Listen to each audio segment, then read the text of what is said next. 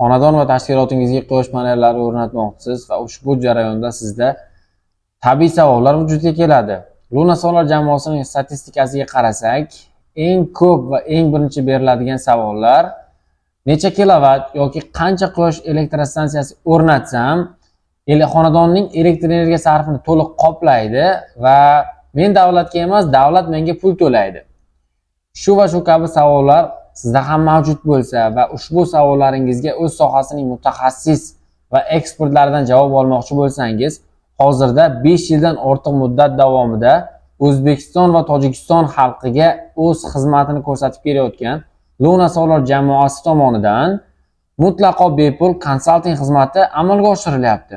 Ushbu konsalting xizmati davomida siz quyidagi raqamlarga qo'ng'iroq qilish orqali o'zingizni qiziqtirgan savollarga o'z sohasining mutaxassis va ekspertlaridan javob olishingiz mumkin.